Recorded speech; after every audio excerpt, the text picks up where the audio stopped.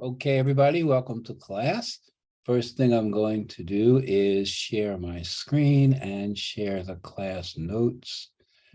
We do have a lot to cover tonight, so it will be a little longer class than usual. And don't forget, I have everything written down and you will get all the notes that you see on the screen. So you don't have to take detailed notes. Of course, you can make any notes you want. And I am recording the class. I have not been able to post the recordings on Blackboard, but I have been able to put them up on YouTube and send out links. So hopefully you've seen that, you've gotten those links. Well, from the first class anyway. And here we are with the class notes for tonight. It's Thursday, January 5th. We're going to take a look at formal communication tonight. And I'm going to go through formal voice, formal content, formal structure. We'll take a look at the structure of an essay. Then we'll move into some grammar issues and do a review of grammar materials. And then we'll end later, very much later, with a little review of the MLA citation process and the things you need to know about that. So I have built in at least one break tonight, but if it gets tedious, certainly speak up and we can stop at any time and take more breaks if we need to. But I do cover a lot of material, so just want you to cover that. Okay.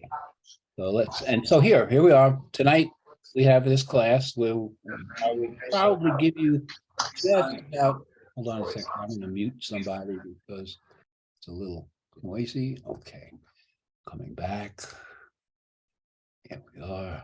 All right. I will give you a lot of information tonight and a lot of the suggestions and guidelines and a couple of rules that you need to follow in order to learn to write better at the college level.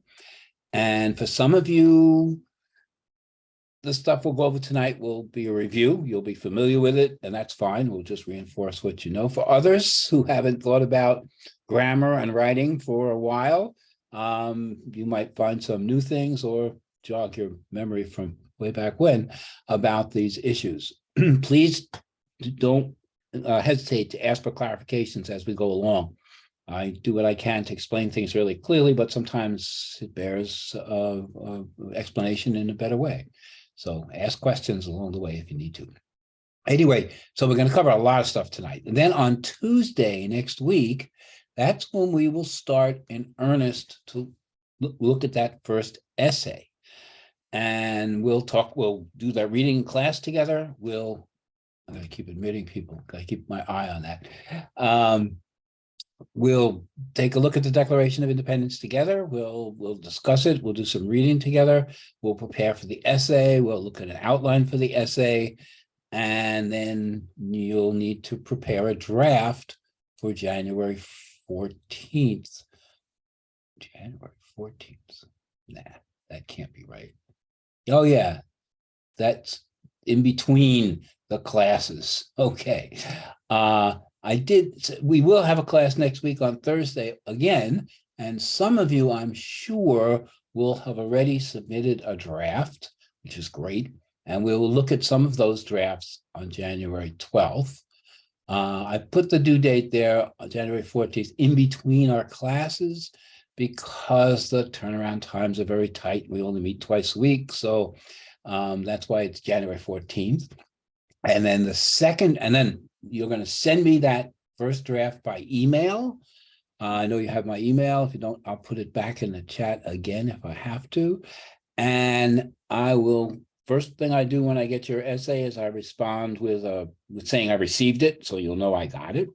And then in that day or the next day, I'll review it. I'll give you my suggestions, my corrections, my comments, send it back to you, and then you'll be able to submit it again. That second draft is due on the following Tuesday, January 17th. Actually, there's no class that day because the school changed to a Monday schedule for that day. So we won't have a class on that Tuesday, but the second draft will be due. And I will give you feedback about your second draft as well. Remember, it's the grade on the second draft that counts more than anything. The first draft grade doesn't count. It just gives you an idea of how you're doing with your work. Okay, so let me just stop there. I think that's, yeah, that's right.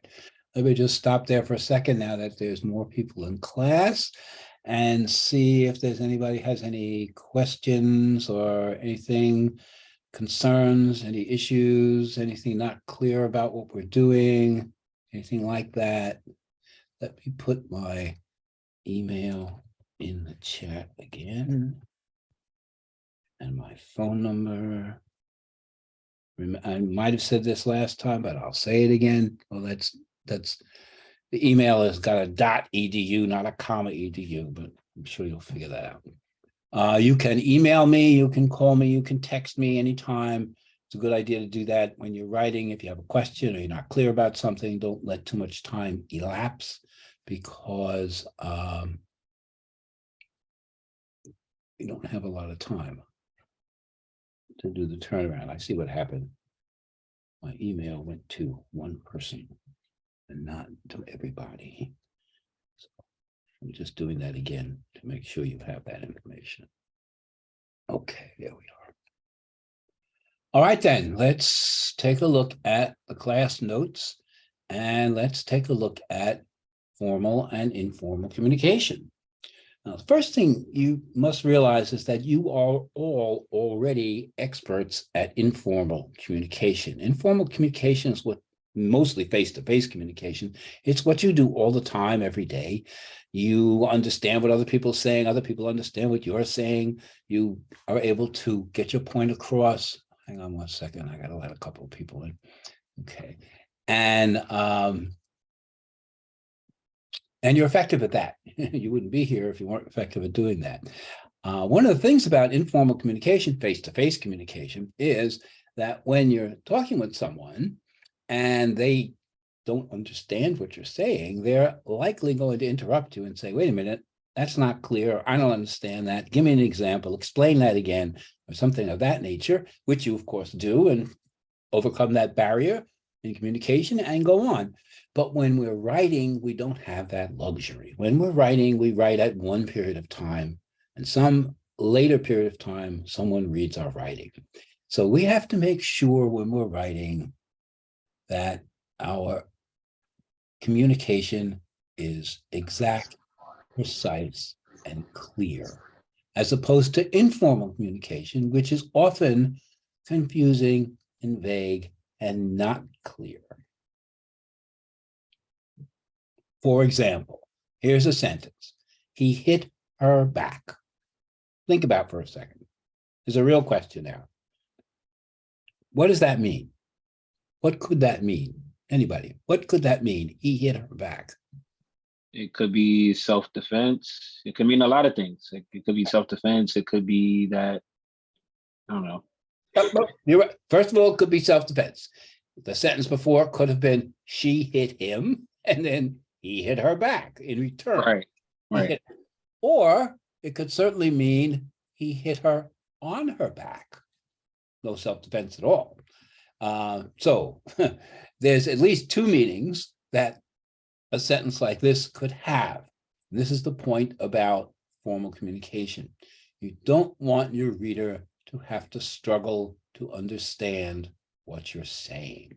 You want to make sure that when you express a thought in writing, that that thought is exact, precise, and clear. That it doesn't raise, that's not ambiguous, meaning it could mean more than one thing, that it's clear what you're saying. So this is the basic overriding principle of formal communication, clarity. And we achieve that in a number of different ways. One of them is through correct grammar.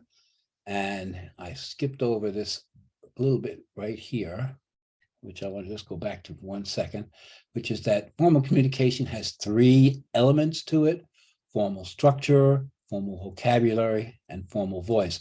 So for the first part of this class tonight, I'm going to review with you formal structure, formal vocabulary, and formal voice, and for the first half of the class. And then the second half of the class, we'll take a closer look at grammar and sentences and paragraphs and a few other things like that. But you should just recognize that formal communication has a particular structure. And what we're going to be doing is writing essays. And the essays that we're going to be writing will be 500 to 600 words, which really try to stay under 800 words. Once you get up past the 800 word level, you're really writing a research paper, and there are other elements that you have to deal with in order to complete that task. This is the basic outline of an essay: an introduction, paragraphs, which we call the body paragraphs, and then a conclusion. So in most cases, you'll be writing 5-paragraph essays, just like this. And occasionally, you might be writing an essay that has 4 paragraphs because you only have 2 major points, 2 body paragraphs. Also, occasionally, you might write one that has 4 body paragraphs, altogether 6 paragraphs. But really, the basic structure and what you should be shooting for is these 5 paragraphs. And let me just say, the materials that I'm giving you and the guidance that I'm giving you right now is all designed to help you to begin to write in a formal way at the college level. Some of you probably are already better writers than the guidelines that I'll be giving to you.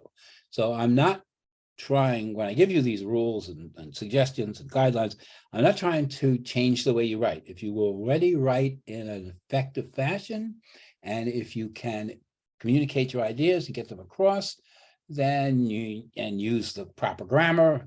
I'm just checking the weight room, but everybody seems fine.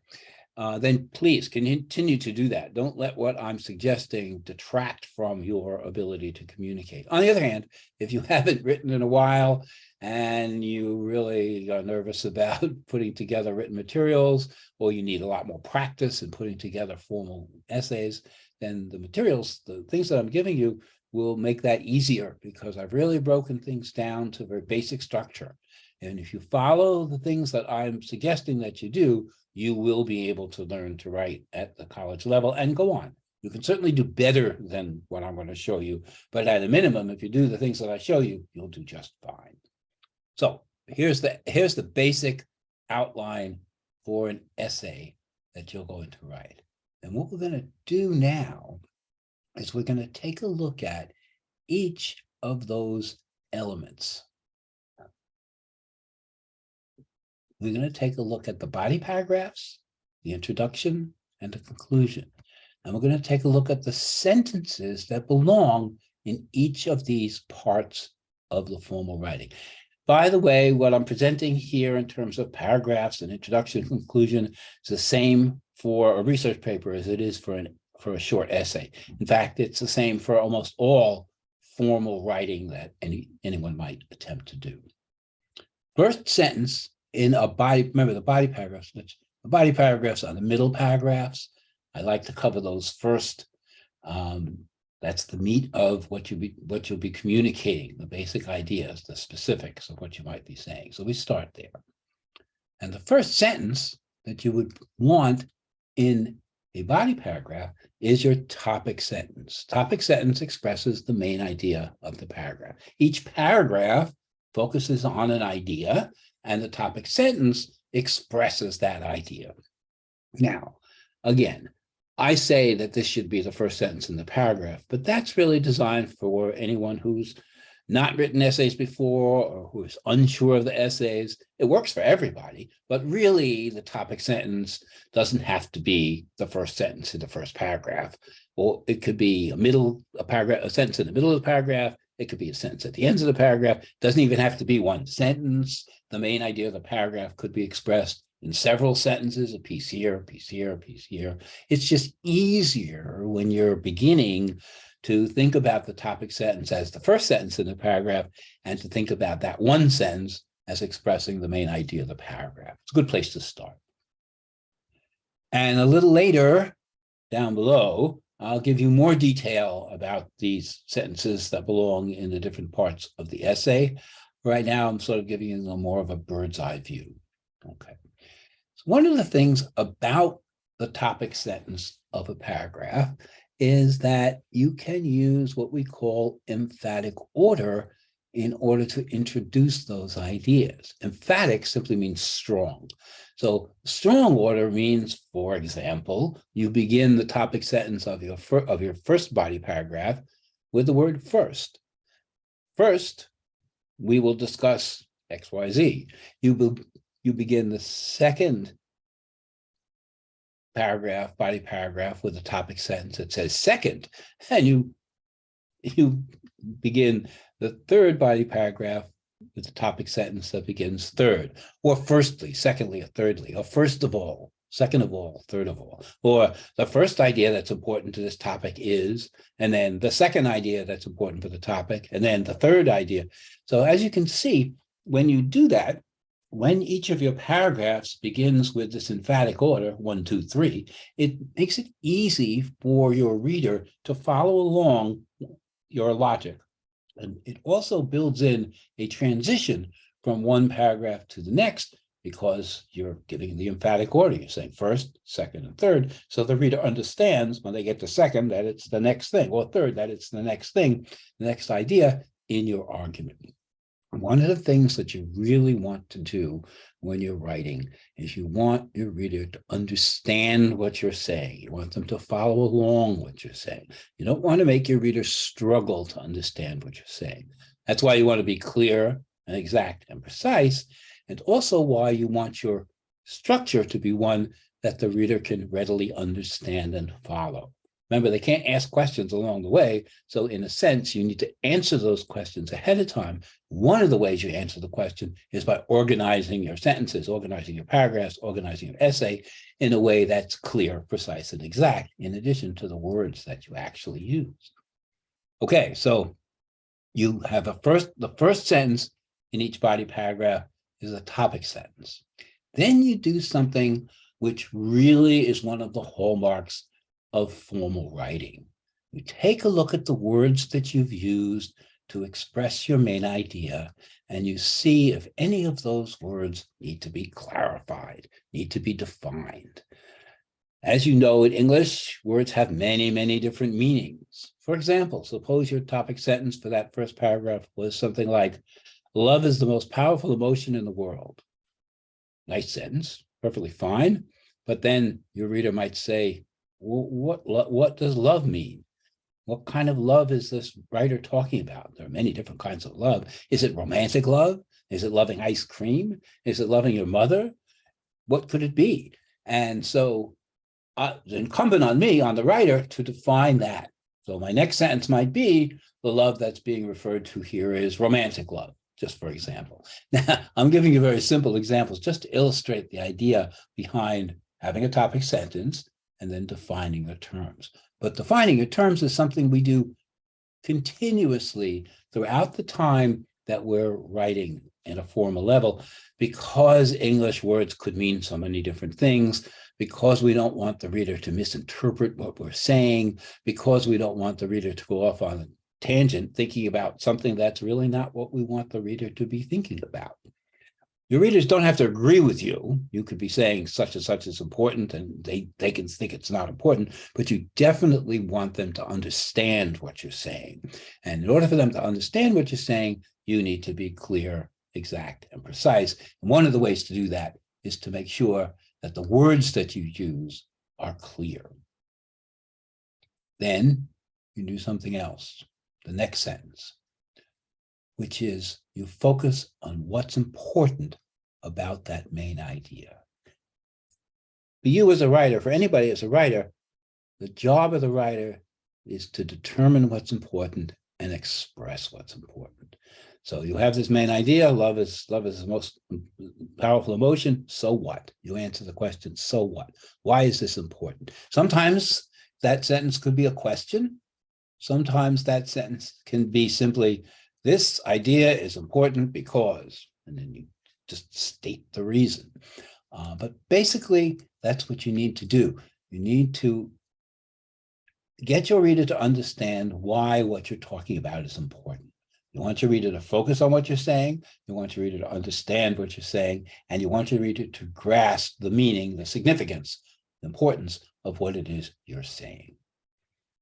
And then, of course, you take a look at that statement of importance, your explanation of why the main idea is important, and you make sure that the words that you've used to make this statement of importance are clear.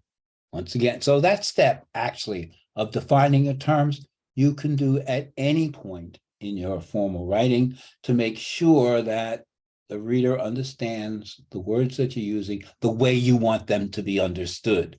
Since English words have many different meanings and can be taken in many different ways, certainly we strive to use words that themselves are clear, but sometimes we have to clarify those words even further to make sure that the reader is on the right track. You always want to keep the reader on the right track, meaning understanding exactly what you're saying and not be thinking about something else. Then you do another step that's really important for formal writing, and that is you give an example. These are the body paragraphs. The body paragraphs are where you talk about specific things, so you can give a specific example, and not just any example, an example that illustrates the importance of the main idea. So you see how it fits together. You start out saying there's something, main idea, and you say how or why that main idea is important. Then you give an example of how or why that main idea is important.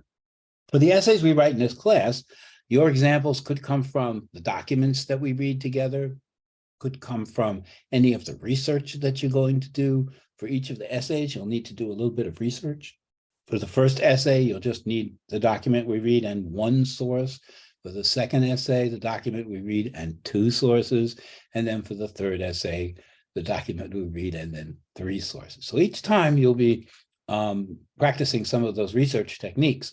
You'll need to learn to go to the library. We will visit the virtual library together. And then we'll also have a session with the librarian in the virtual library together in class. And it's a really good idea for you to get some experience using the library to find sources so that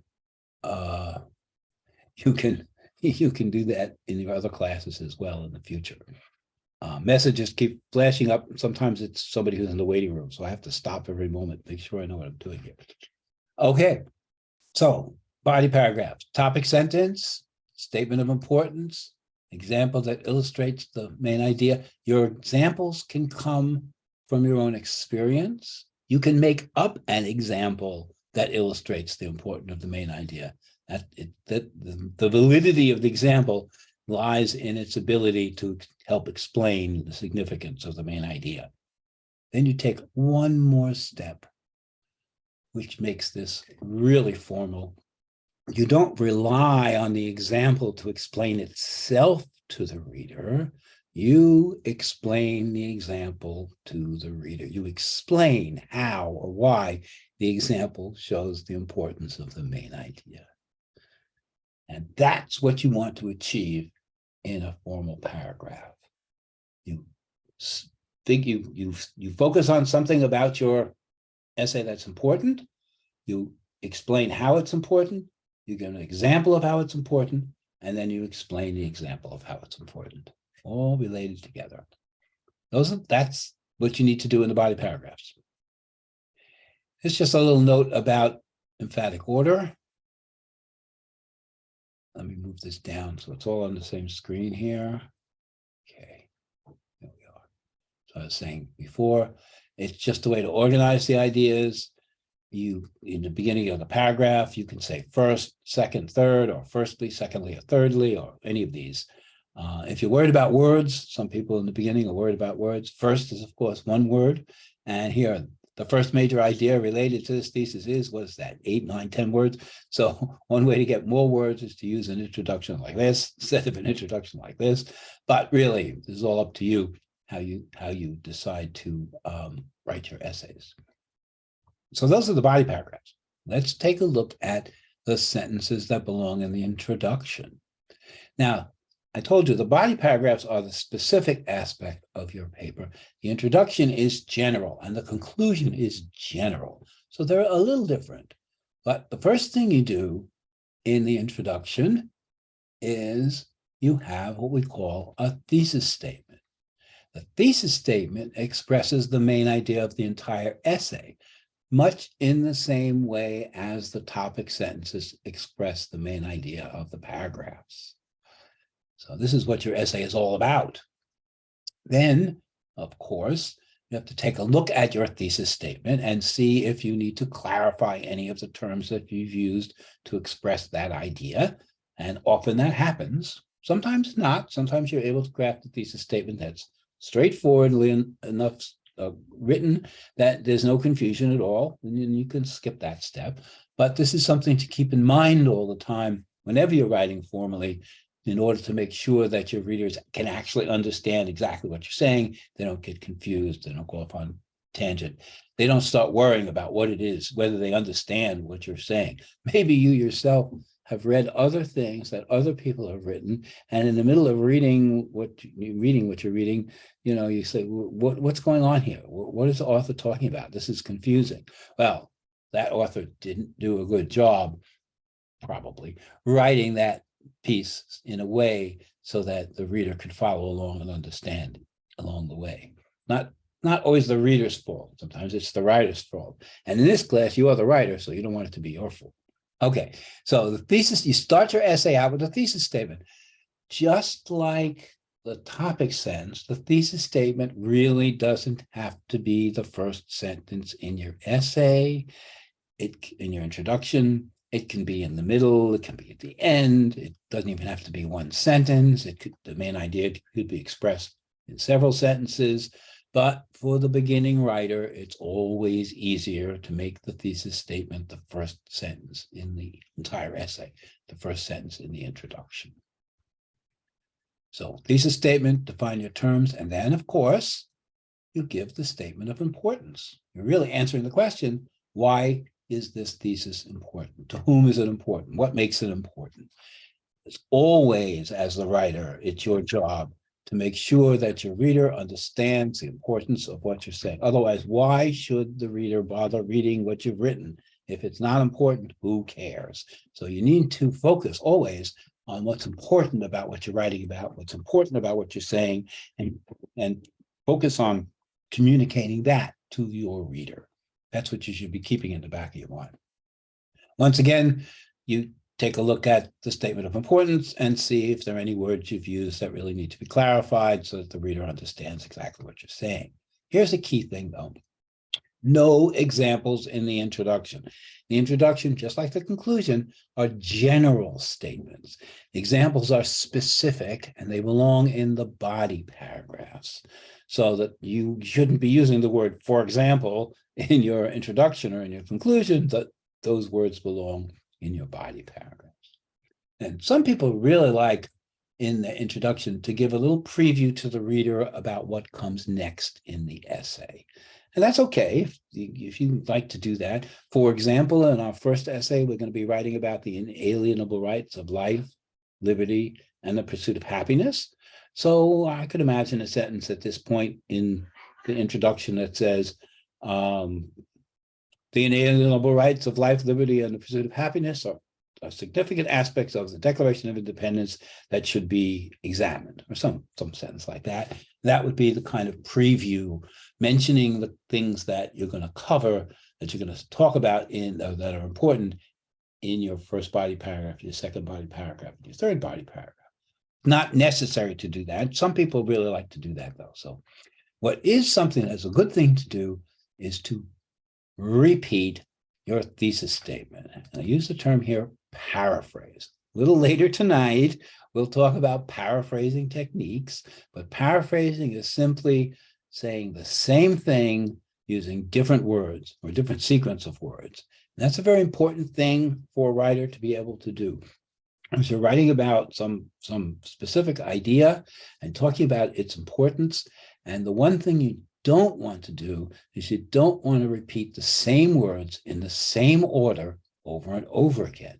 When your reader reads the same words in the same order over and over again, the reader begins to think that they know exactly what you're saying. So why should they bother continue reading? You're just repeating yourself.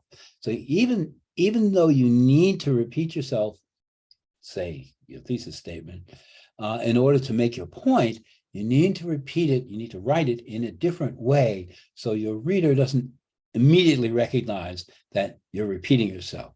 If you write it slightly differently, if you paraphrase it, they'll, after they've read it, they'll say, oh yeah, I understand that. He said that before, she wrote that before. But they won't hit that wall of, oh, these are the same words I read before. The writer's repeating himself. I'm going to stop paying attention because I already know what he's going to say. Look, the words are the same over and over. So that's one thing to avoid. You definitely want to avoid having your reader become bored with your writing.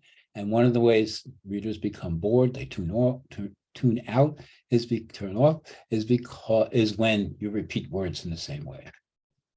I said that enough times. I'm not going to say it again. Okay, so those are the sentences that belong in the introduction. How about the conclusion? Well, here you are. The conclusion is actually the easiest part of your essay to write because your conclusion is more or less a summary of what you've already said. And so what you do is you repeat your thesis statement, paraphrasing it, not using the exact same words. You repeat the topic sentences from each of the paragraphs. Again, not in exact the same words, you paraphrase them. And then lastly, you paraphrase your thesis once again. So you see that paraphrasing skill is really important.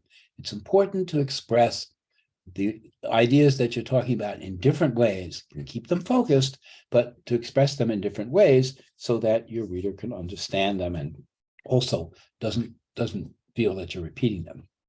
No examples in the conclusion. Examples belong in the body paragraphs, and really nothing new in the conclusion. If an idea or insight is important enough to your topic, it belongs in your paper. It belongs somewhere in the body paragraphs. Don't just throw in something from left field at the end in the conclusion, because again, if it's important, it belongs there. If it's not important, leave it out. Okay, so let me just stop there for 1 second. See how everybody's doing. I talk a lot tonight. Remember, you're getting these notes in writing from me. We're also recording the session, so you're able to go back and look at the recording if you need to. Pretty much everyone seems to be here, and that's great. Anybody have any issues with what we're doing here? Any suggestions, any complaints, any reactions, any problems? I have a question. Good. The essays that you're talking about, are we going to be writing, you said informal or formal? Or okay, really glad you asked that question. Sometimes I leave things out when I discuss it. You already know how to do informal communication. My job is to get you to learn the formal communication. Once you've mastered both formal and informal communication, no matter where you go, no matter what you do, no matter what writing assignment you have, you'll be able to choose whether you want to communicate in an informal fashion or whether you want to communicate in formal fashion. College essays, college writing, college research should really always be formal writing. And there are some times in the business world or other places where you go where you might want to use your formal writing techniques. You might be complaining to a company about the product that you got. You might want to do that in a more formal fashion rather than in a personal one, but who knows? Depends on your goal. My goal is simply to give you those skills so you have the choice of how to write, or which way you want to write. Each week, for example, we have discussions in the Blackboard, in the discussion area. This week, there's a discussion about human nature. One of the reasons I put those discussions in there is for you to be able to practice your formal writing. So when you need to go in there tomorrow, Saturday, Sunday, you need to go into that discussion, write at least one sentence about human nature in a formal fashion. A little later, I'll show you where I have some of my ideas about human nature, so you can read those and see if there's anything in there you want to react to. Might give you an idea about what to write for yourself. But the idea behind the discussions is for you to be practicing that formal writing without getting graded on it. So you can sort of risk-free. Thank you, Professor. Sure. As you can see, asking questions is a really good thing to do because I don't always remember to say everything at the right time. And when you ask a question, it'll promptly add those things that I've left out. Anyway, so let me just repeat something I said earlier. This is a long class tonight. And so I have a break built in at some point, but if it gets too tedious and anybody feels that'd be a good time to take a break because you're zoning out on what I'm saying, suggest that and we can stop, more than once if necessary. We're not doing too badly so far. Okay, let's go back to the notes. That's this one. So we took a look at formal structure, which is the essay itself and the sentences that belong in the different paragraphs. And so if we come down here, you'll see that what I've done is given you a more detailed outline that you could follow. You could actually follow this outline if you wanted to for every one of the essays that you need to write, even the final, and you would be doing just fine. But I put it together in a more detailed way. Also, one of the things I have down here is a link to a site that talks about paraphrasing. We'll talk about paraphrasing a little later, but there's also this website that you could go to if you're interested, if you need to learn more about paraphrasing or you want to practice some things. So I put that little link in there. But basically, here's a more detailed outline with the introduction, the body paragraphs. As you can see, each of the body paragraphs are really the same. So I've just repeated the same information over again. And then the conclusion, which we just looked at. All right. So that's the essence of formal structure. Later, we'll take a look at a little bit at grammar, which is also part of formal structure. But that's for a little later on tonight. So right now, formal structure, the outline of the essay, the sentences that belong in the different paragraphs. Keep that in mind. And as I said, you could actually follow this outline for any of the essays if you want. You can also do better than the outline, but you can certainly follow the outline and it will be just fine. The next element of formal communication is formal voice. And formal voice is really super important. Formal voice is not something we use in informal communication. Informal communication is chock full of our opinions, what we think. But in formal writing, what we're really shooting for is to be expressing the truth, to be expressing facts, not opinions. So what we do in formal writing is we write exclusively in the third person. Now, this is one of the things about formal writing that takes some students a little longer to get used to. Some of you will get it right away. A third of you will get it right away, but others will, throughout the term, still need a reminder to write in the third person. So one of the things I do when I give you back your essays, I'll go over them for grammar, I'll go over them for content, I'll go over them for all these different things, including formal voice. Often what I do is I'll give you some general comments at the top of your essay.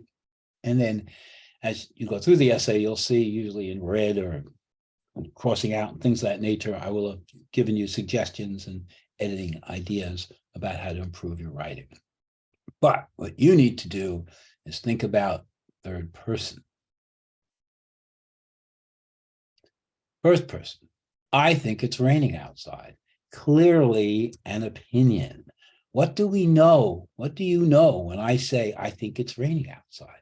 You don't know whether it's raining outside or not. You only know that I think it's raining outside. If you really want to know, you're going to have to go out and find out. Same thing with second person. I can ask you, do you think it's raining outside? And you could tell me yes, you could tell me no, but who knows whether it's raining outside or not from that sentence? Here is a statement of fact. It is raining outside. It may be true, it may be false, but at least it's a statement of fact. Whoever writes that is that person who's writing that is sure that it's raining outside.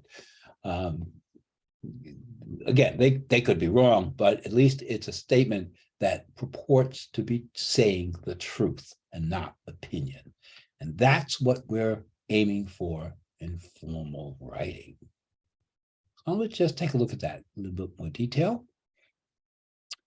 Here, over here, in this column is what we call voice or case or person, a little bit of grammar here. And over here is what we call number, which is either singular, meaning one, or plural, meaning more than one. And here are the pronouns that go along with that. I think, we think, this is all first person. And you think, that's all second person. And these are the ones we want to avoid in formal writing, because these are the ones that express opinion. Down here, we have third person. Third person is the voice of truth and the voice of fact. I know I use the verb think here as an illustration. It's probably the wrong word to be using, but it's here anyway. And the reason it's here is because you'll notice that in the third person, that's where the S comes in with the verb change. It's confusing sometimes to students because the nouns to become plural take an S, but the verbs, when they take an S, they're third person singular, not plural. So just keep that in mind. It's one of the things I often have to remind students about when I give them feedback. And here's the plural, they think, no S.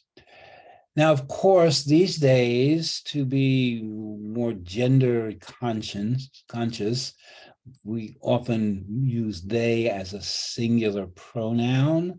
But if you're using they as a singular pronoun, you still need to conjugate it as a plural pronoun. We don't say they thinks, we say they think, even if the they is one person.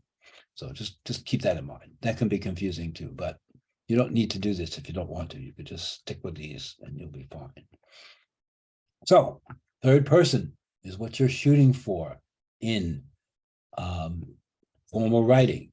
Do not use these pronouns. These are the pronouns we want to avoid. I, me, mine, you, yours, we, us, our, ours. Quite often I have to put a general comment in student's essay, third person only. And sometimes I'll say, don't use you, because you will have used you in your essay.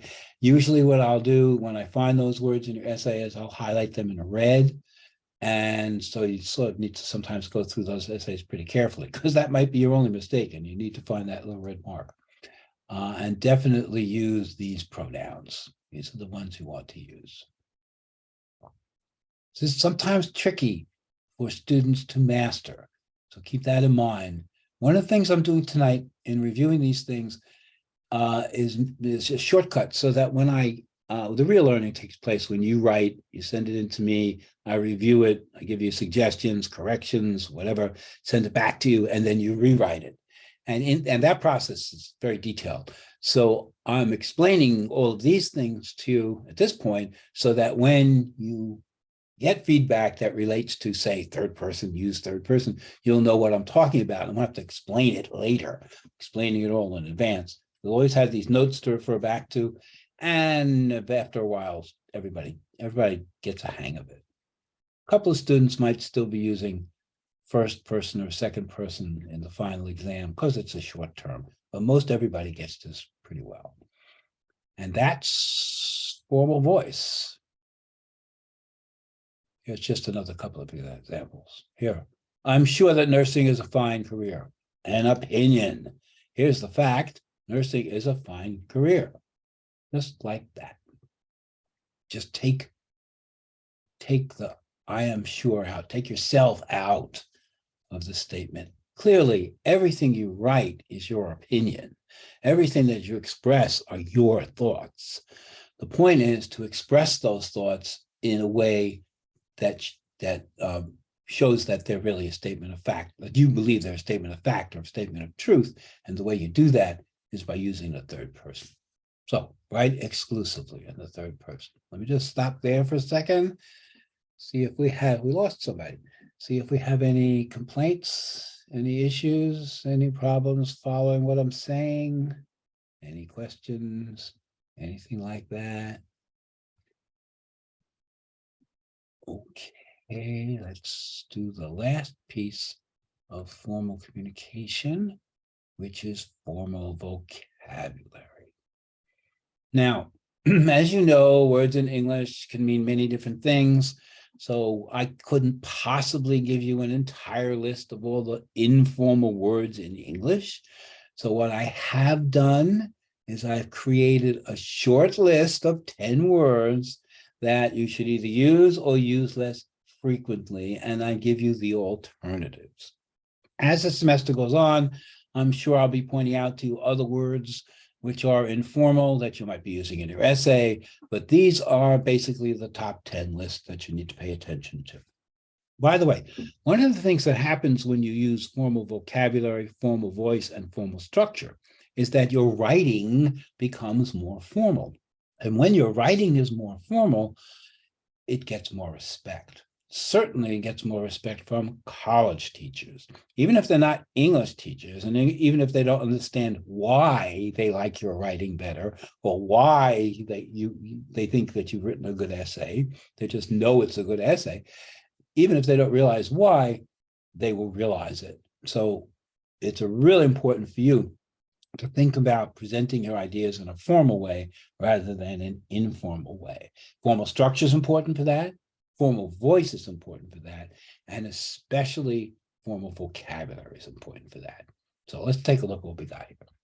First word that you need really to avoid using is the word get. And one of the reasons is that this is an all-purpose word. If I say to you, go get that book, what am I saying to you? Am I saying, go over there to the table, pick it up and bringing it to me? Am I saying, buy the book in the bookstore? Am I saying, steal the book? What am I saying? And that's why the word get, which is an all-purpose word and great for informal communication, is terrible for formal communication.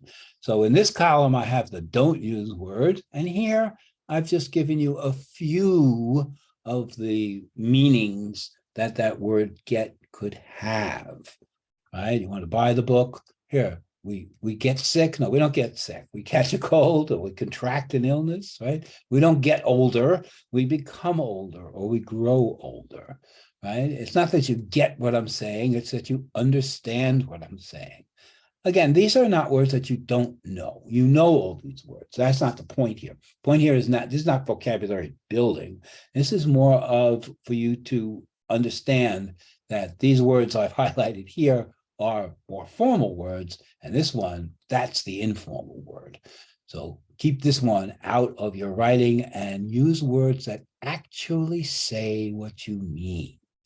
When you use a word like this one, which is vague and not clear, your reader has to figure out what it means. Sure, they can do that the sentence before, the sentence after, in context. You're all familiar with this kind of figuring out what words mean, but that's not what you want to do. You don't want your reader to work harder to understand what you're saying. You don't want them to have to suspend their understanding for even a millisecond in order to figure out what you mean by the words that you're using.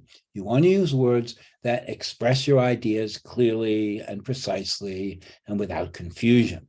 And so you stay away from words like this, that could mean just about anything, and you use word like this here. When you say buy it, or purchase it, it's pretty straightforward what you mean. And that's the idea here. And so again, I'll give you the top 10 informal words, but as you're writing, you yourself will come across words that you realize are informal and that you will need to translate into more formal words to make them more clear. And of course, I'll point those things out to you, not to worry. So the first one to stay away from is get. The next one is that word like. This is the only formal use of the word like to express preference. I like chocolate. I like vanilla. I like boys. I like girls. That's the appropriate way to use the word like. Don't use like to mean, for example, or to mean such as. You will have to use words that mean, for example, and such as in every body paragraph, because you're going to have an example in every body paragraph. Stay away from the word like and use, for example, such as, for instance, other words like that. Don't use like to express the concept of similarity. Use the word similar. or any of these words here, or any other word that will communicate that idea. So just save the word like for this formal meaning of like preference, and don't use like to mean, for example, or to express similarity. A little tricky, but you can do it. There's only 10 of these words, remember that.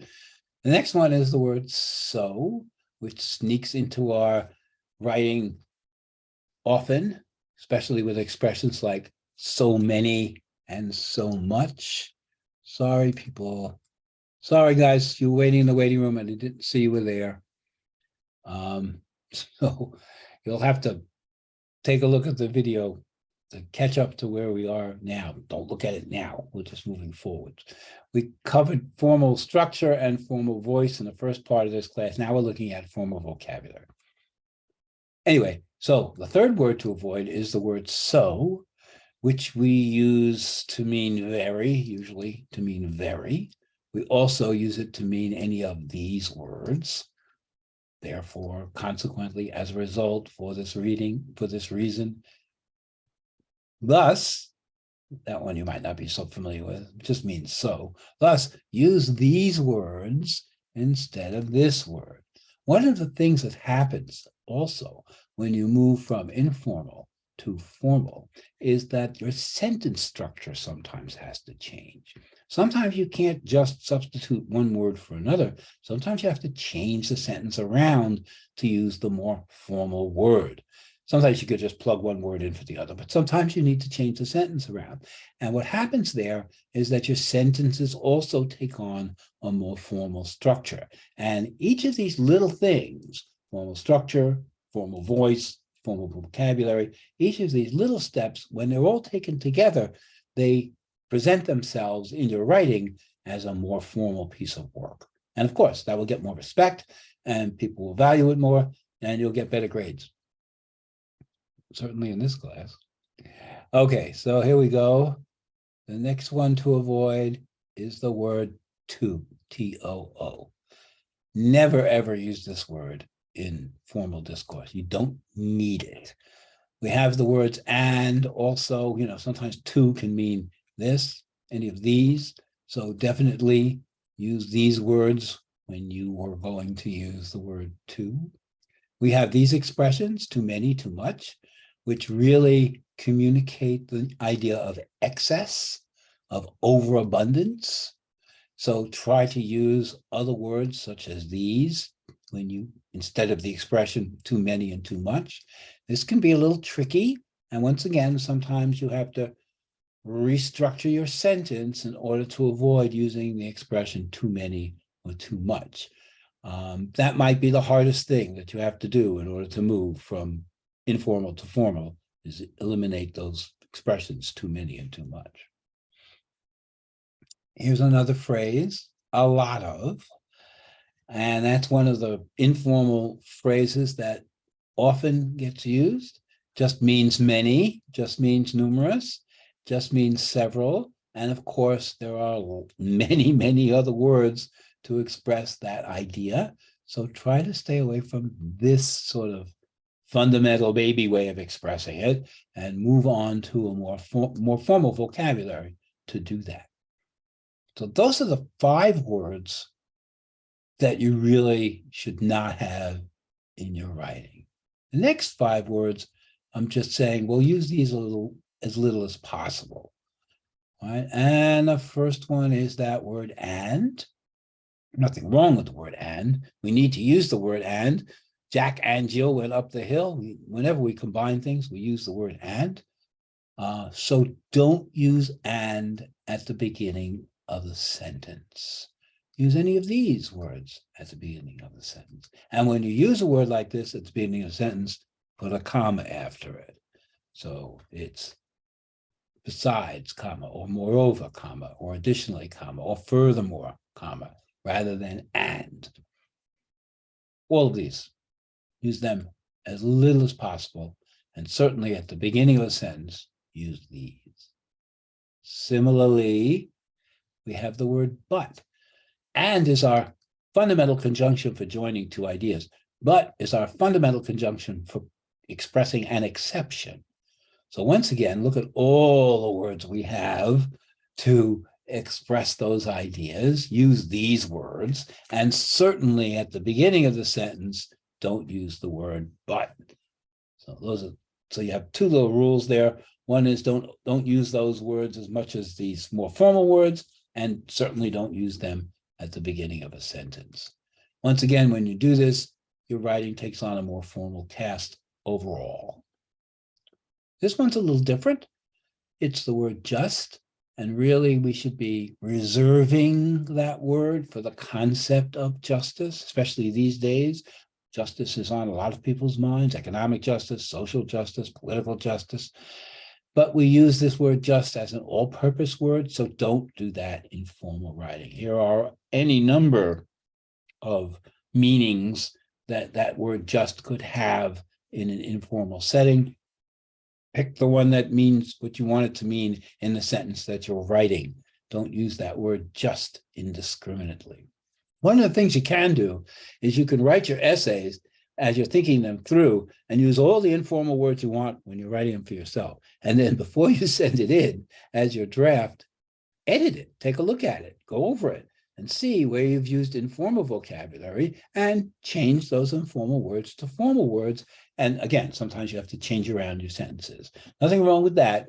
After a while, in fact, I do that often when I'm writing, because if I have an idea I want to express, I don't want the process of writing it, the technique of writing it, to get in the way of expressing the thought that I have. So I'll write it out using any words that come to mind.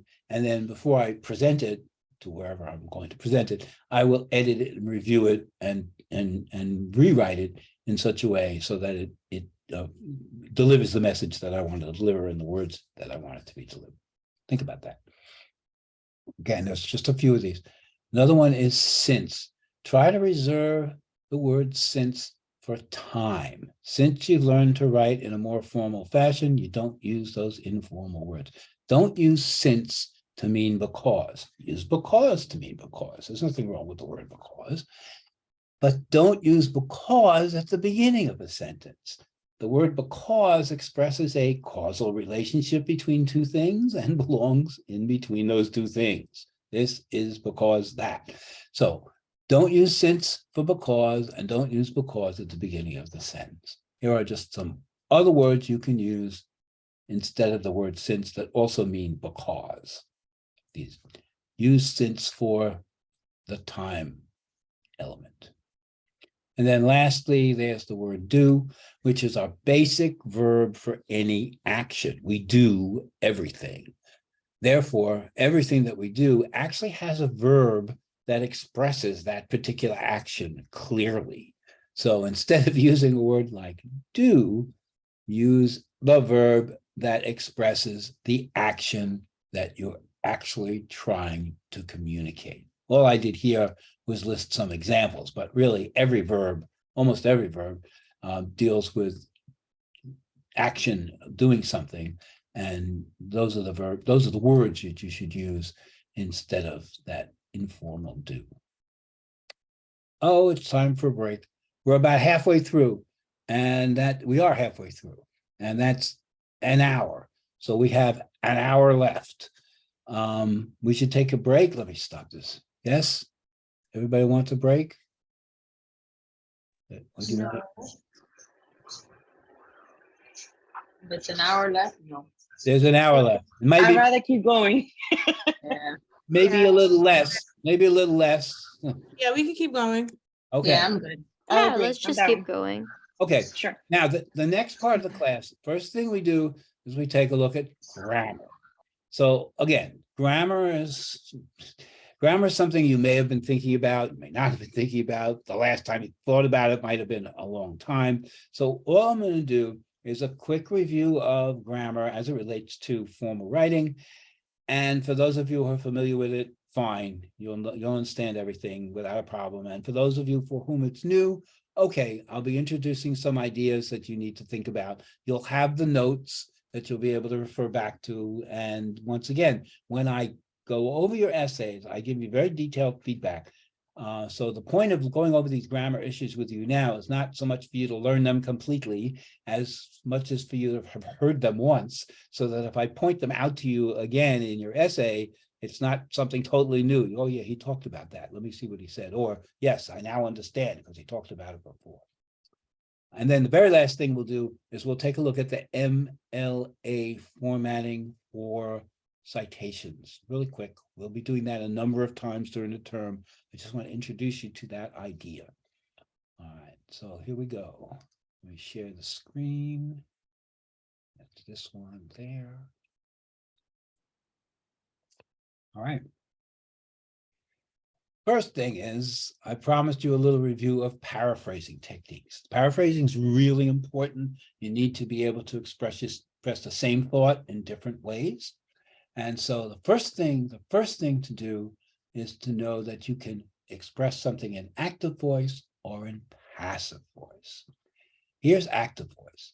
The student placed the book on the desk. The reason it's active voice is because the subject, the student, is performing the action of the verb. The student is placing the book. That's what we call active voice. Here's the same sentence expressed in passive voice. The book was placed on the deck by the student. Here, the subject is the book. And it's not doing the placing, it's receiving the action. It's being placed on the desk. So these two sentences really say exactly the same thing. The student placed the book on the desk. The book was placed on the desk by the student. So moving back and forth between active voice and passive voice is a perfectly legitimate way to paraphrase yourself. Just so you know, the subject of the sentence is the most important, is the emphasis of the sentence. So here, the emphasis is on the student. Here, the emphasis is on the book. In fact, this sentence could simply be, the book was placed on the desk, and the student doesn't even have to exist. So as you can see, the emphasis is slightly different, but nevertheless, the two sentences say exactly the same thing. So the first way to paraphrase is to switch back and forth between active and passive voice. The next thing you can do to paraphrase is you can change the order of the words in the sentence. So here's the original sentence. The student placed the book on the desk. And of course, I'm using a simple sentence to illustrate the techniques. Your sentences would be more complex, perhaps. And so you might have to work a little harder to get the different paraphrase. But here we go. The student placed the book on the desk. On the desk, the student placed the book. Again, it's the exact same words. We've just changed the order of the words. But when your reader is reading them, if they read, the student placed the book on the desk, the student placed it over and over again, the reader would get bored and recognize that they're reading the same sentence. Here, at least, they have to get through the whole sentence before they realize, oh yeah, that was said before. Similarly, here's the passive voice. The book was placed on the desk by the student. Here's the passive voice with the words reversed. By the student, the book was placed on the desk. Now, you might find that sentence a bit awkward. I do. And so when you're doing this kind of paraphrasing, sometimes you need to work a little harder than I'm doing right now in order to change the sentence around to make it different. But nevertheless, the technique, as you can see, is simply to change the order of the words you're using. First one is to move back and forth between passive and active. Second one is to change the order. And then the third one is, we might be more familiar with this, is using synonyms. Synonyms are simply words that have the same meaning. And we have that special book called a thesaurus that will give us synonyms for different words, or even here we are in Word. As you can see, there's a synonym function here. All you do is right-click the word and scroll down to where it says synonyms, and there's all these different words that could be substituted for that word voice. Of course, it has many different meanings, so they don't all necessarily fit. But here we go. The student placed the book on the desk. Here, instead of student, I used pupil. Instead of placed, I used put. Instead of book, I used volume. Instead of desk, I used workspace. So here we have the student placed the book on the desk, and paraphrase, the pupil put the volume on the workspace. They don't they're not exactly the same. Workspace was just the best synonym I could get for desk, and I already had this sentence, so I couldn't change it to make it make sense to you. But nevertheless, this is a completely different sentence than this one. And when a reader encounters this sentence and then later encounters this sentence, then they may recognize that you're saying the same thing, which is what you want, but they won't say you're repeating yourself because you've said it in a different way. Here it is with passive voice. On the workspace, the volume was put by the student. Synonyms and passive voice. Here's synonyms with reverse active voice. On the workspace, the pupil put the volume. And then lastly, passive voice reversed using synonyms. On the desk, the volume was placed by the student. So as you can see, there's a lot of different ways. There's really one more because I didn't put the regular passive voice in here, right? This one could be down there too. And you can see here, 6 different ways immediately just using these techniques to say the same thing. So, and I did point you to that website about paraphrasing, so you can probably read more about it. But this is the general idea. You need to be able to express that thought that you have that's important in different ways, making the same point in different ways, using different words or different order words, so that the reader pays attention and is able to follow what you're saying. Paraphrase. Now let's take a look at the grammar. First of all, this is what we call parts of speech. First of all, a noun. Nouns are the words for a person, place, or thing, or an idea. Nouns come along with articles. We have these a, an, any. These are what we call the indefinite article, a peach, any peach. Then we have the, which is the definite article, which means something specific. So here, if a dog bit me yesterday, you don't know anything about the dog, who cares? The dog bit me, that's what's important. But if I say the dog bit me yesterday, you're supposed to know what dog I'm talking about because I'm relating to a specific dog, maybe the one that tried to bite me before. Okay.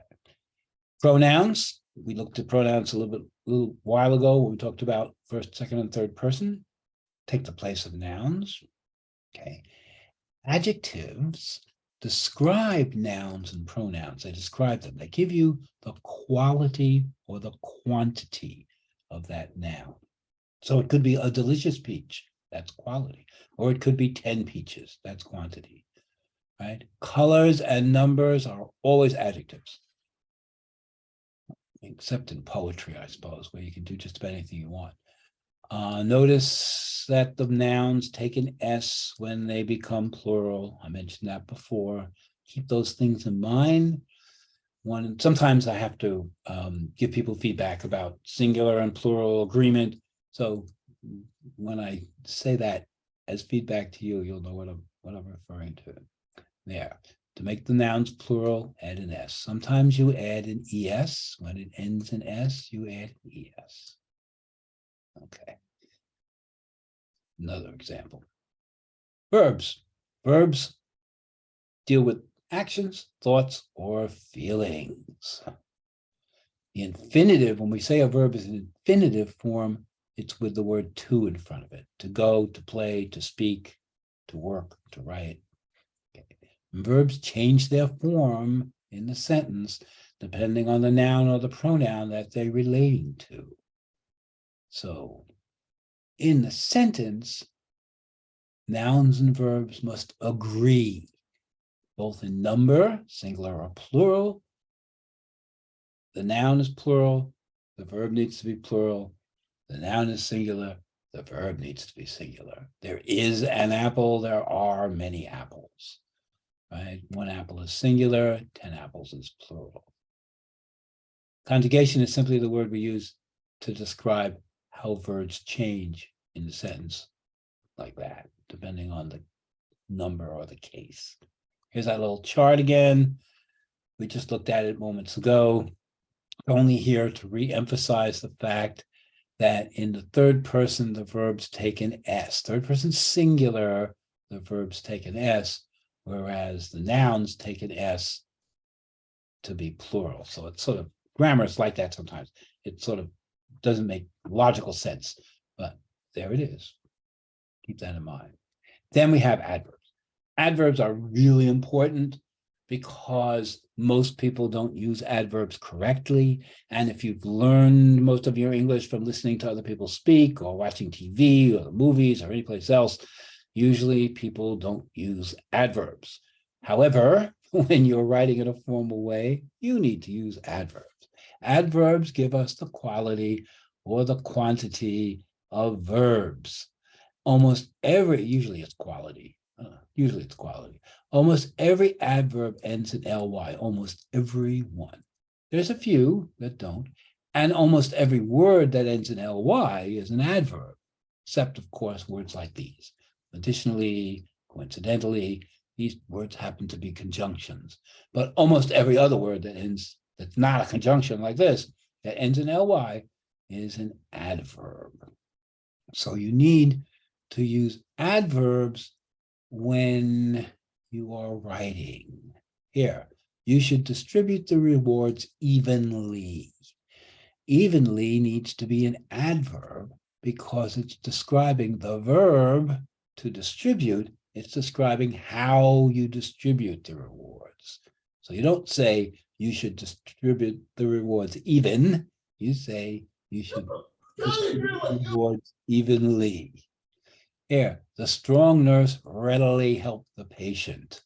Right? The adjective would be ready, but the adverb is readily. Again, readily modifies help, so it needs to be an adverb. Here's an awkward sentence that you would never write. The nurse helped the patient strongly. It's grammatically correct because there's the adverb modifying the verb, but it's a terrible sentence. Okay, but here, the nurse happily helped the patient. That's just fine. Or you could say the nurse was happy to help the patient, right? And then this happy is really modifying the nurse, telling you something about the nurse, whereas here, happily is modifying the verb help. Think about adverbs. I will definitely point out to you when you need to put in an adverb, not. Here's an irregular adverb, which everybody gets wrong. Here, they ask you, how do you feel today? And you say, I feel good. No, you don't feel good. You feel well. That's how you feel. Why? Because here's a little chart. The adjective is good, but the adverb is well. And since here you're modifying how you feel, it needs to be the adverb of well. Little confusing because here's the quality, but when you use the comparative, it's the same word, better, better. Which is an adjective, which is an adverb, it doesn't matter. Same thing with the superlative, with the most, best, best, best, it's the same. So you just say better or you say best, and I feel better, and it doesn't matter whether you're using an adverb or an adjective because it's the same word. Over here, it matters. Once again, when you're writing and your college professors read your writing and you've written correctly and used adverbs and adjectives correctly, they will notice, even if they don't realize what they're noticing, they will know. Professor, Yes. wouldn't it be an incomplete sentence to say something like I feel best? Yes. You could say I feel better. I feel best.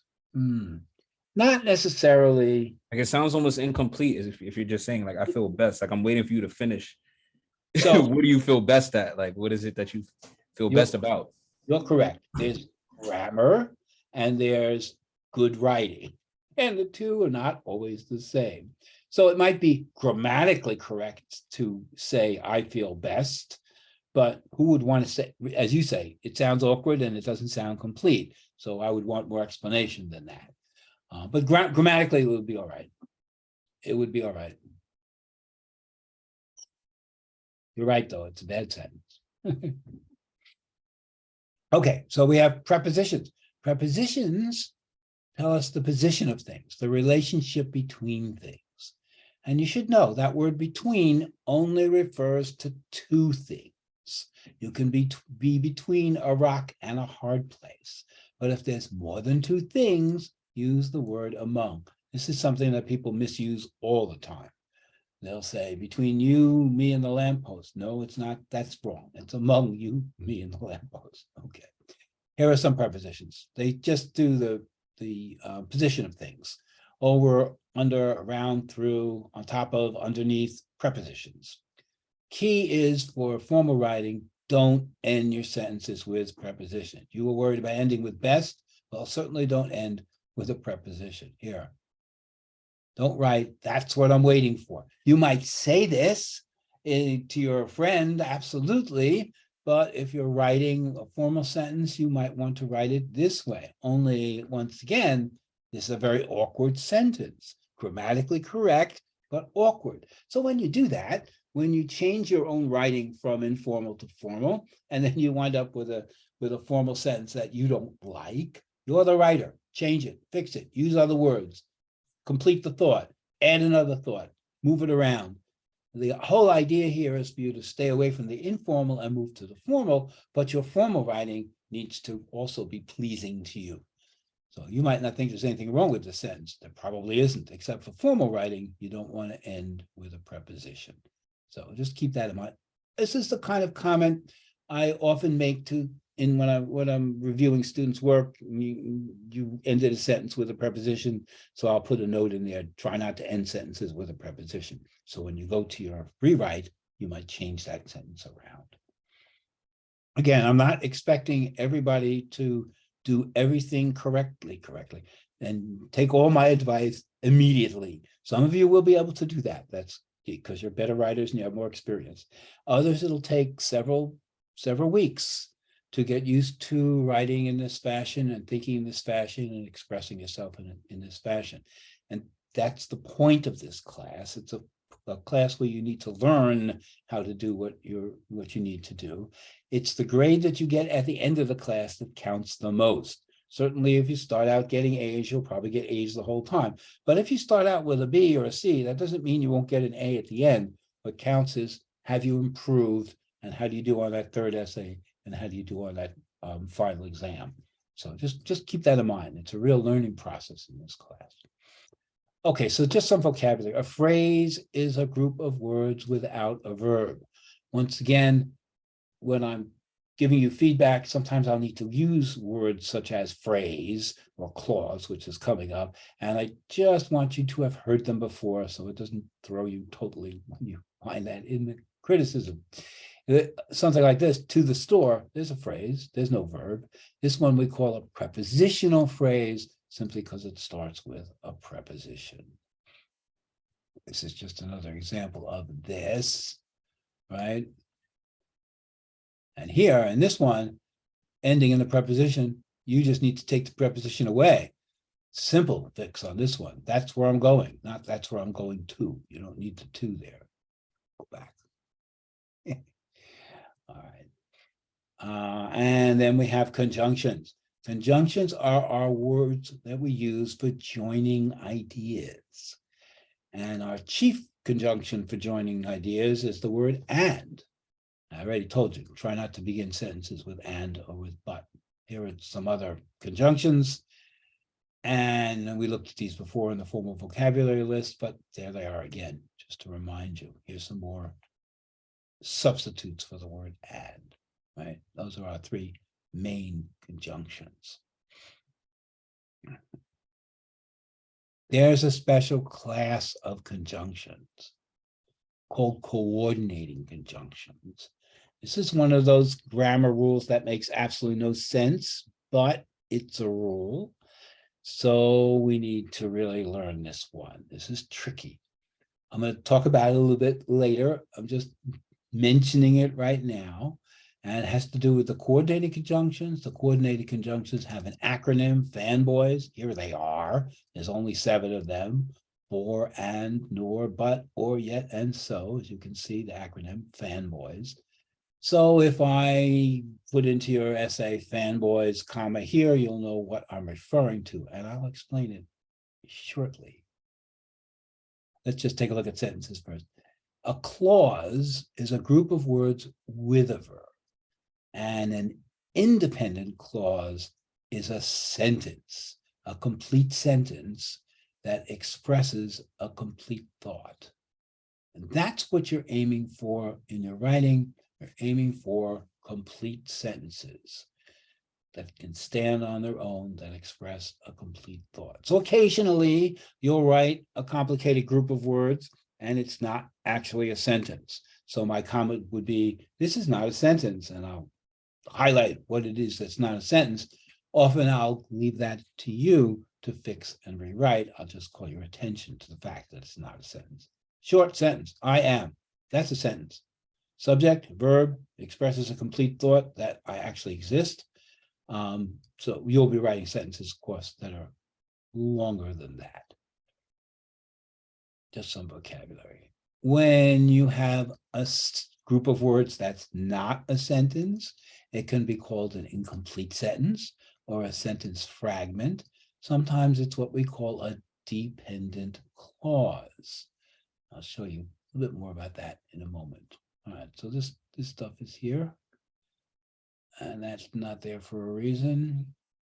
The subject and the predicate need to agree in number and case. I am, you are, he is, we are. Just another little reminder about that. Often I have to correct students in terms of agreement. So a sentence fragment could be part of a sentence, could be missing the verb, could be missing the subject, or could be missing both of those things. So sometimes you have sentence fragments. More serious, or equally as serious, is the run-on sentence. And this is technical. A run-on sentence is two or more sentences, complete sentences, that are joined together improperly, meaning without the proper punctuation. We'll get to that in just a minute. First, let's look at the punctuation marks. You know about the period, belongs at the end of a sentence. You know about the question mark, belongs at the end of a sentence. These are perfectly legitimate to use anytime in formal writing. There's the exclamation point, also at the end of a sentence, but something we rarely use in formal writing. Whoops, somebody wants to come in and I didn't notice. Sorry for keeping you out there so long.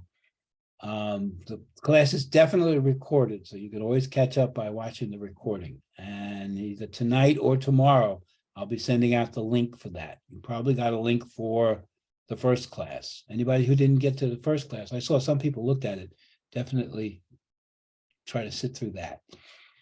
Okay, so we don't use the exclamation point very often in formal writing because we're not trying to surprise our readers, and that's what it's there for. Commas are the most complicated parts of punctuation. We'll talk about them in a moment. Just reminding you about this fanboys that you'll hear about. And a colon, use that for a list. There's never, almost never a requirement that you use a colon in formal writing. Absolutely. But then we have this other one called the ellipsis, these three dots. You use those three dots when you leave something out of a quote. So here's the entire quote. Let's say I wanted to leave some words out of the middle. I could put the ellipsis in the middle there, or at the end, or at the beginning to show the reader that I've left words out of the quote. Do not use the ellipsis to change the meaning of the quote. If it says not, and you take the word not out and use the ellipsis and make it seem yes instead of no, then you're not being intellectually honest. Just use the ellipsis when you have a quote of 50 words and really you want these 5 words and another few words and another few words, and you don't want to distract your reader with everything else that that other person was saying. You just want to focus on the things that are important for what you're saying. So you can use part of a quote, and the way you use part of a quote, showing the reader that's Is it appropriate to use the 3 dots in formal writing? Yes, I absolutely. understand you want to use as much words as possible to meet your mark, but is it appropriate to use that in formal Yes. writing, like if we're writing an essay or like we're writing a paper? Yes, yes, yes. And it's used in this fashion to shorten a quote, to take out extra words in the quote that detract from what the meaning of the quote is for you using it in your paper. So, I mean, you might use the whole quote, or it might mean, I'm using a short, simple quote, or you might want just these words out of the quote. As long as you put those 3 dots in there, then you're showing the reader that you left something out. This is a very formal Well, you might see this if you read articles, journals and places like that, you might see the ellipsis being used in that fashion. Because often we want to refer to something that someone else has written, but we don't want everything that they've written and all the ideas that they're putting forth. We just want to focus on the idea that we want to show that they have also looked at. And so the ellipsis is a fine way to do that. It is a very formal thing to use and very acceptable. Okay, so not too much more, folks. So just bear with me here. I know I'm trying to go through it competently but quickly. And remember, you'll have all these notes in writing here, so you can always refer back to them or even look at the video if you want to do that. Okay, so then we have the semicolon, that little comma with the dot over it. For all intents and purposes, the semicolon is the same thing as a period in that it indicates the end of a complete thought, the end of a sentence. But we use the semicolon to combine two or more complete sentences. Why? Why would we do that? Well, suppose you had the sentence, the man ate lunch, period, and then he had a ham sandwich, period. But you didn't want your reader to read, the man had lunch, and then go away for 3 weeks and come back and then read the sentence, he had a ham sandwich. You wanted the reader to read the whole thing together. So you would write, the man had lunch, semicolon, he had a ham sandwich, because the reader will keep reading until the period arrives. So it's a way of taking two complete sentences, two ideas, and showing to the reader that they're more closely related. Like this. Man went to the store to buy fruit, period. He bought apples, pears, and oranges. There's nothing wrong with this. This is perfectly correct. But suppose I wanted to take these two sentences and join them together, I would do that with a semicolon. And you'll notice when you do that, the capital for the new sentence becomes a lowercase. These are both correct. And the decision whether to use a semicolon or to start a new sentence is completely up to you. You're the writer. You can decide how to write your essay. Same thing here. Let me move this one down. Okay. Went to the store to buy fruit. I bought apples. I went to the store to buy fruit, semicolon. I bought apples.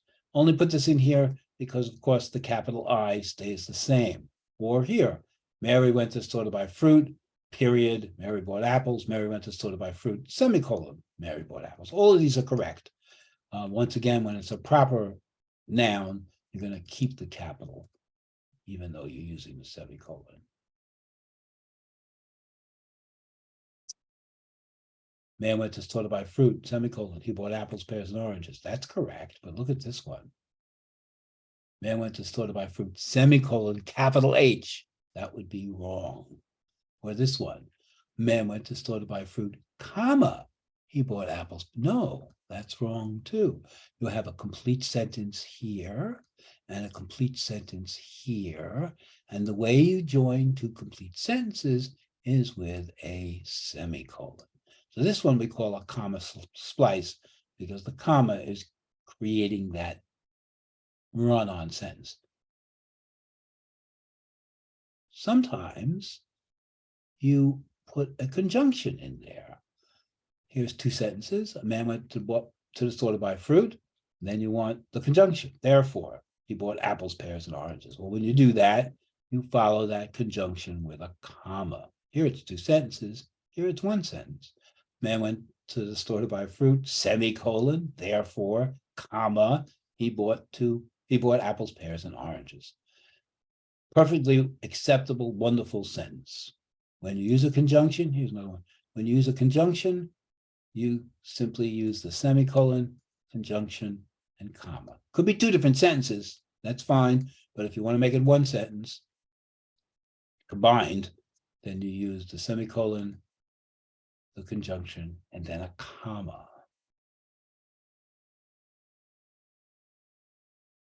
Just a couple of examples here that are correct sentences.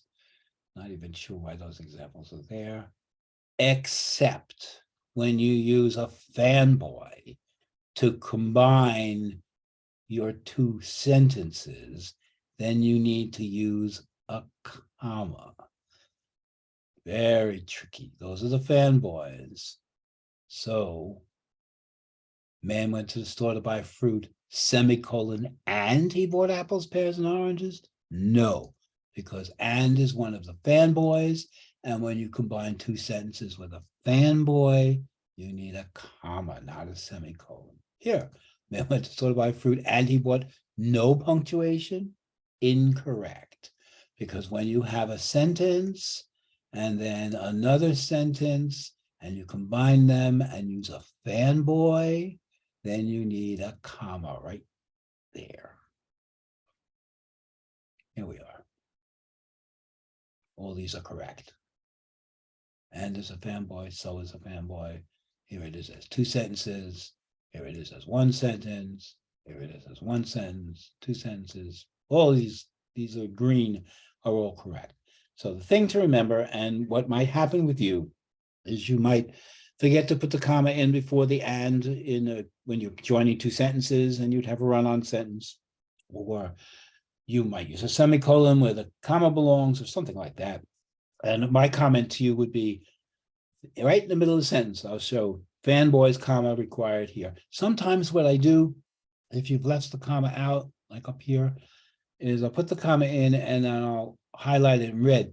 But since it's sometimes too hard to see just the comma in red, I'll also highlight a couple of letters around it, just like this, so you can see that I've put the comma, and I'll say fanboys, comma required.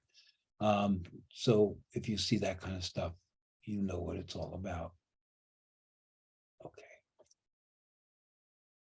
Okay. Couple more things, not much more. Bear with me. Here's another grammar issue that you need to be aware of. It's called the subjunctive tense. We use the subjunctive tense to express doubt. This is one of the things that people who speak English almost never use. When I'm listening to news all the time and people don't use the subjunctive, it jars my ears. Okay, because I'm aware of it. But when they do use the subjunctive, it's music to my ears. We use subjunctive whenever we're expressing doubt. We're always expressing doubt when we use the word if. So the bad news is when you use the word if, you need to use the subjunctive tense. The good news is there's only one verb in English where the subjunctive is different than the past, and that's with the verb to be. Here's the past tense. I was, you were, he, she was, we were, you were is past tense of the verb to be. Here's the subjunctive tense. I were, you were, she were, we were, all were. So you don't say, if I was a rich man, you say, if I were a rich man, because of the doubt. You don't say, if he was rich or if she was rich. You should say, if he were rich or if she were rich. Might sound funny to you because you're used to the past tense, right? Where we don't, it's different. But when you're using that if, you're expressing doubt. When you're expressing doubt, you need the subjunctive. Here's other ways we express doubt with the words perhaps, with the words maybe. Those words clearly communicate doubt. So try to think about the subjunctive, but if you don't, it's okay. I will notice and I will suggest that you use the subjunctive in that spot. After a while, you'll get used to it. Once again, many teachers, many people do not use the subjunctive. They should, but they don't. It's a grammar rule. Once again, if you use the proper grammar and you format your writing in a formal way, you'll get more respect for your writing. Even if the people don't understand why they respect it more, it will garner more respect.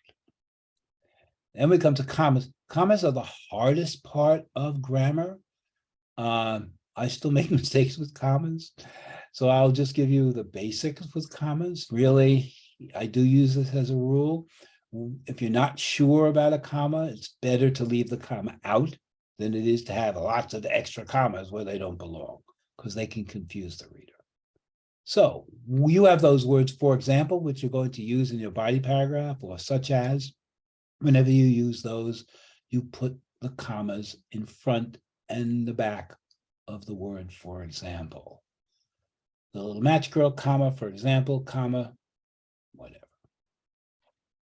Man bought fruit, for example, apples and pears. So you put the comma in front and you put the comma in back. Most common uses. First of all, in the list. We use the commas to separate items in the list. But you'll notice here, there's a comma before the and here there is no comma before the and. This is totally optional. You can decide, just adopt a method, a style for yourself, whether you want to put the comma in before the and in the list, or whether you want to leave the comma out. Called the Chicago comma. It's a particular style of writing. Whatever you do, be consistent. Certainly in the same piece of writing, don't make a list and leave the comma out and then make another list and put the comma in, because that just shows you don't know what you're doing. So certainly be consistent, and it's very good to be consistent from one piece of writing to another. So decide, you either like that comma or you don't, and then that's it. We use the comma for introductory words or phrases in a sentence.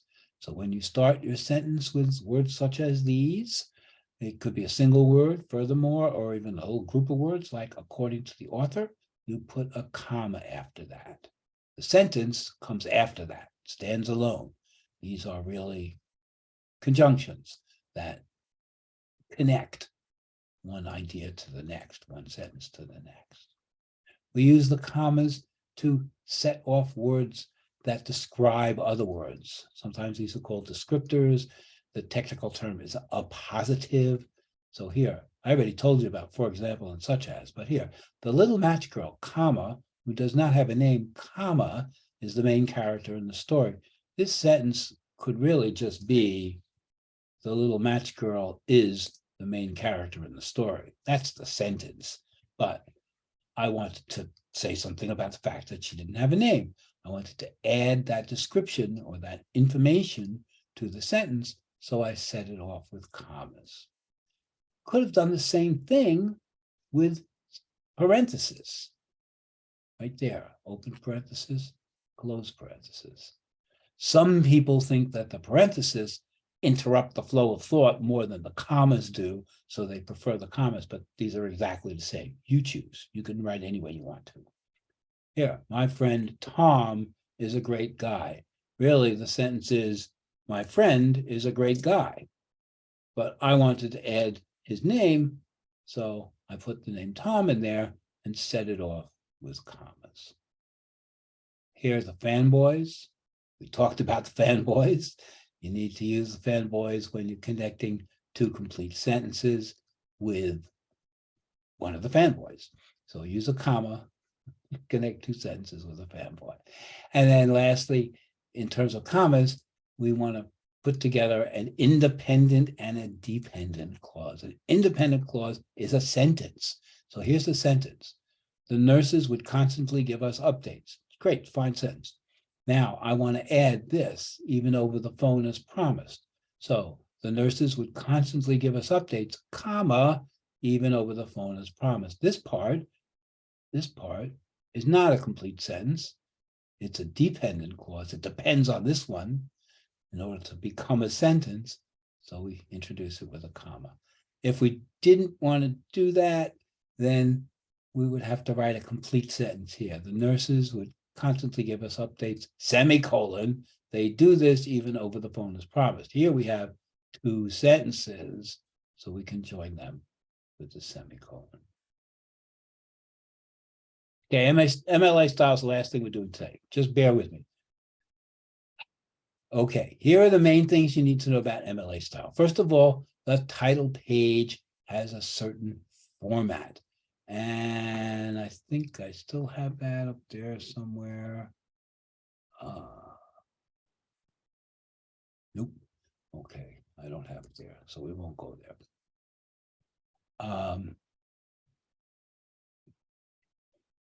This is a link to the MLA sample paper. I'm going to click on it. But sometimes when I do that, you can't see the share. So I'm going to stop the share and start the share. so that you can see it. Here we are on the Purdue OWL website. You saw the link there. What's here is a sample MLA paper that you can look at for all the formatting that you need for MLA. We're not going to go through the whole paper tonight. I just wanted to show you the heading that you need to use for your paper, your name, my name, the class, the date over here on the left-hand side. There's no separate page. That's just the heading that you would use for your essays. And then you're supposed to be using this running header, which is your last name and the page number. Here, I'll scroll down. So your last name and the page number. Your last name and the page number. So you should get used to using this site to give you the information you need about how to follow a MLA formatting. Those of you later who have to do APA, there's a similar OWL site with sample paper for MLA, which is equally as good. These little boxes here give you instructions about how to do the formatting. So I'm really just showing you where to go in order to remember or to learn the correct formatting for MLA, especially for the paper that you're going to write. Then let's just quickly go back to this. All right, so that's the title page format. Thing you need to know is the works cited page is a separate page. Just like this. Imagine it's a separate page. The title is works cited. You'll notice it's not bolded, it's not italicized, it's not underlined, it is capitalized. And it's that word works, meaning different publications that you've looked at. The word cite means to reference, to refer to something. So the title is works cited.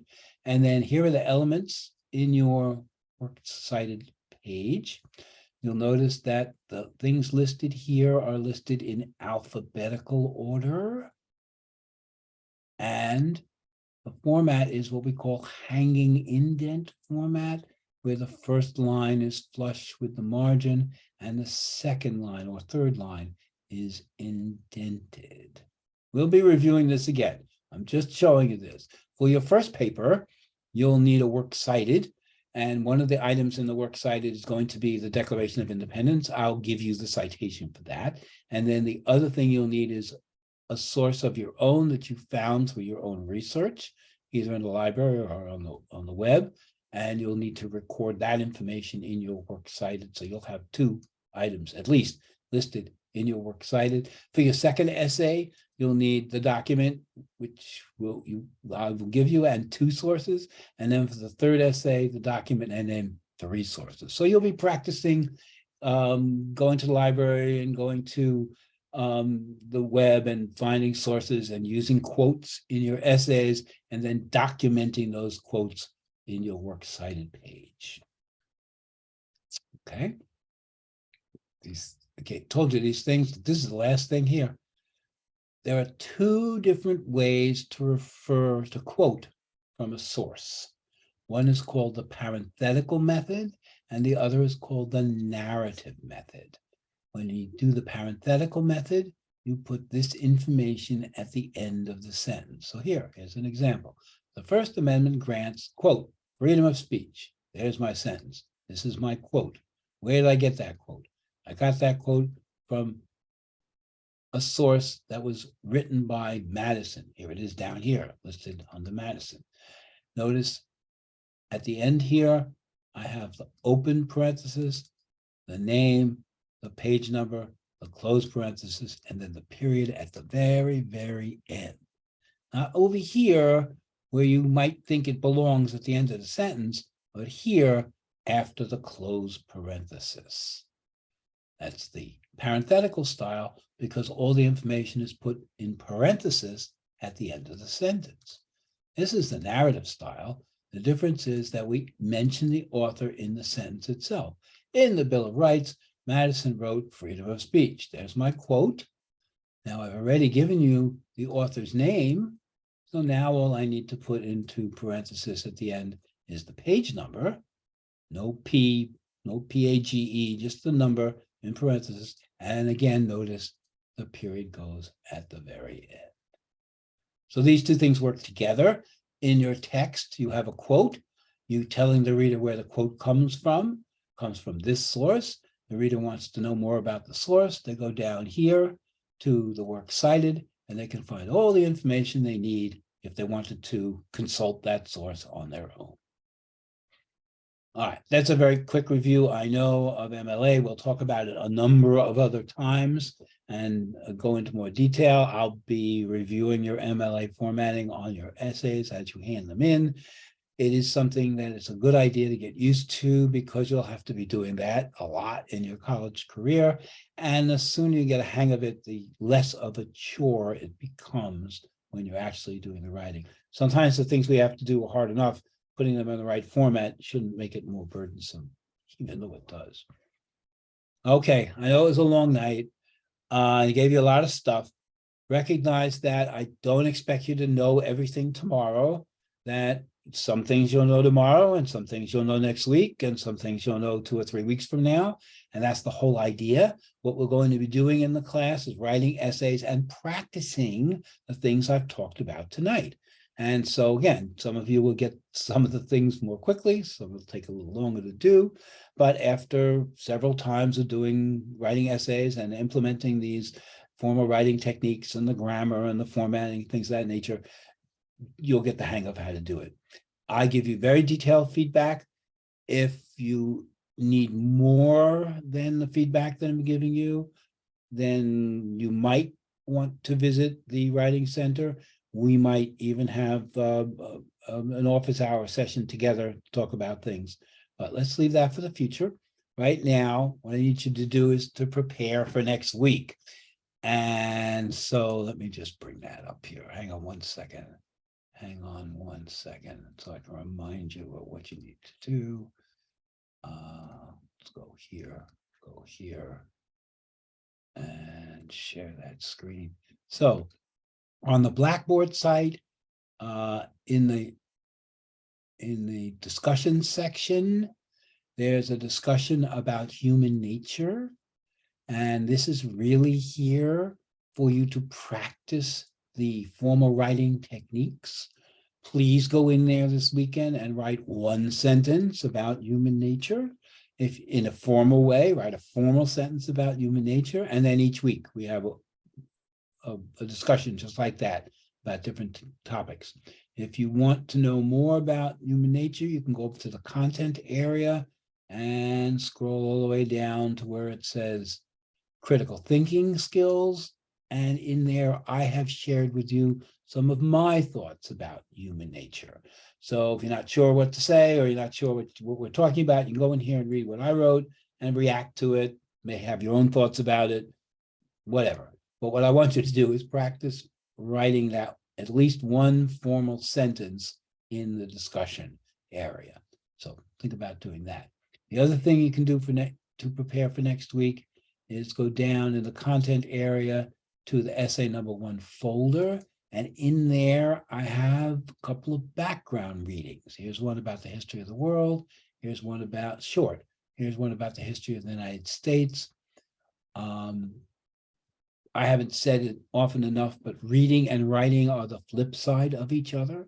So the better writer you are, the better reader you are, the better reader you are, the better writer you are. So practicing reading is an important thing.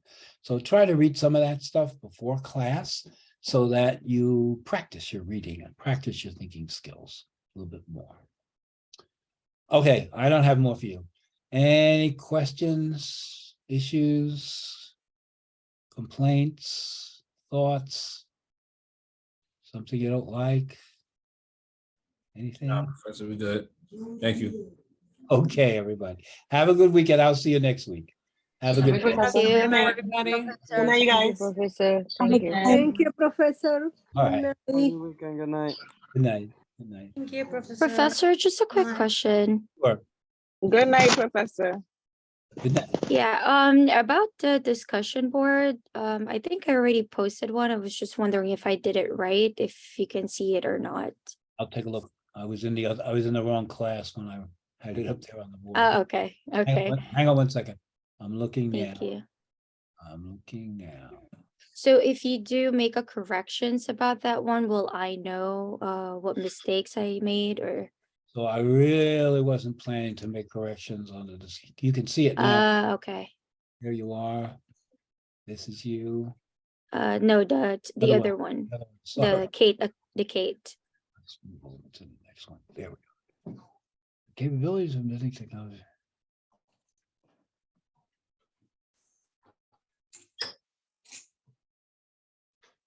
I feel like now I can see some of the mistakes I did. Oh, okay. Well, that's good. That's very good. No, essentially, you've done the right thing by writing in the third person and by writing in a formal way. The I whole idea- focused on that, yes. Yes, I see that. And so the answer is you've done a great job here. And this is the kind of thing that you're going to practice all term. So you'll get better at it. You'll get better at it. Okay, thank you. Thank you. Okay. All right, have a good night. Bye-bye. Good night. Bye-bye. Professor, Yes. Who's that? I have a question. Yes. When is our due date to submit discussion board one? So I give you the whole week for that. It could be Sunday night, Sunday night? Sunday night, midnight, Sunday. It's no, Okay. no urgency to it. You have a couple of days. Anytime you do it before Sunday night, it's good. Okay. Thank you, Professor. Okay, sure. Good night. Good night. Good night. Good night. Okay, I'm going to end the class for everyone.